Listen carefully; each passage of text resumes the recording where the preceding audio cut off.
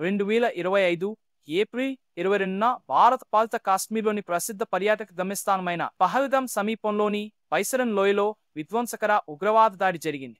5 సాయుధ ఉగ్రవాదులు పర్యాటకుల బృందాన్ని లక్ష్యంగా చేసుకున్నారు. దీని ఫలితంగా 26 మంది వ్యక్తులు మరణించారు. వీరిలో ప్రధానంగా హిందూ యాత్రికులు, స్థానిక ముస్లిం గైడ్ మరియు ఒక క్రైస్తవ పర్యాటకుడు ఉన్నారు. సైనిక దుస్తులు ధరించిన దుండగులు కాల్పులు జరిపే ముందు బాధితులను వారి మతపరమైన అనుబంధాల గురించి విచారించారని ప్రత్యక్ష సాక్షులు నివేదించారు. జమ్మూ కాశ్మీర్లోని సలాల్ మరియు బాగ్లీహార్ జలవిద్యుత్ ప్రాజెక్టుల్లో భారతదేశం సెడిమెంట్ ఫ్రెషింగ్ కార్యకలాపాలను ప్రారంభించింది. రిజర్వాయర్ సామర్థ్యాన్ని పెంచే లక్ష్యంతో ఈ కార్యకలాపాలు పాకిస్తాన్కు ముందస్తు నోటిఫికేషన్ లేకుండా నిర్వహించబడ్డాయి. ఇది ఒప్పందంలోని నిబంధనల నుండి గణనీయమైన విచలనాన్ని సూచిస్తుంది. ఈ చర్యలు పాకిస్తాన్ నీటి సరఫరాను వెంటనే ప్రభావితం చేయకపోయినా ఏకపక్ష కార్యకలాపాలు కొనసాగడం వల్ల దిగువ ప్రవాహాలకు ప్రమాదాలు ఎదురవుతాయి. అవుట్ నిలిపివేయబడిన ఒప్పంద పరిమితులు లేకుండా ఇప్పుడు నీటి ప్రాజెక్టులను అభివృద్ధి చేయవచ్చని భారతదేశం వాదిస్తుంది. ఏప్రిల్ 2025లో జమ్మూ కాశ్మీర్లోని పహల్గామ్లో జరిగిన విషాదకరమైన ఉగ్రవాద దాడిలో 26 మంది మరణించిన తరువాత భారతదేశం పాకిస్తాన్తో సింధు జలాల ఒప్పందాన్ని ఐవుట్ నిలిపివేస్తున్నట్లు ప్రకటించింది. ప్రపంచ బ్యాంకు మధ్యవర్తిత్వంతో 1960లో స్థాపించబడిన ఈ ఒప్పందం రెండు దేశాల మధ్య నీటి వనరుల నిర్వహణలో ఒక మూలస్తంభంగా ఉంది. అనేక సంఘర్షణల మధ్య కూడా కొనసాగుతుంది. ఐవుట్ సస్పెన్షన్ రెండు అణ్వాయుధ పొరుగు దేశాల మధ్య ఉద్రిక్తతలను పెంచింది. పాకిస్తాన్ దౌత్యవేత్తలను బహిష్కరించడం, వాఘ అట్టారీ సరిహద్దు క్రాసింగ్ మూసివేయడం మరియు పాకిస్తాన్ జాతీయులకు వీసాలను నిలిపివేయడం వంటి అదనపు చర్యలు భారతదేశం తీసుకుంది. ప్రతీకారంగా పాకిస్తాన్ భారత దౌత్యవేత్తలు బహిష్కరించింది, భారత విమానాలకు తన గగనతలాన్ని మూసివేసింది మరియు భారతదేశంతో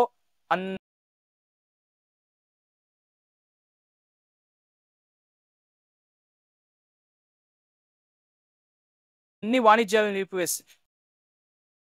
వీటిని అణగదొక్కడం వల్ల ప్రాంతీయ అస్థిరత మరింత తీవ్రమవుతుందని విశ్లేషకులు హెచ్చరిస్తున్నారు. వ్యవసాయం మరియు పరిమిత మంచినీటి వనరులపై ఆధారపడటం వల్ల పాకిస్తాన్ తక్షణం దుర్బలంగా మారుతుండగా, పొరుగు దేశాల ప్రభావంతో నదులపై దిగువన ఆధారపడటం వల్ల భారతదేశం పరిస్థితి కూడా ప్రమాదకరంగా ఉంది. రెండు దేశాలకు దీర్ఘకాలిక భద్రతను నిర్ధారించడానికి సరిహద్దుల మధ్య పర్యావరణ సహకారం మరియు సమానమైన నీటి సదుపాయం యొక్క అవసరాన్ని ఈ పరిస్థితి నొక్కి చెబుతోంది.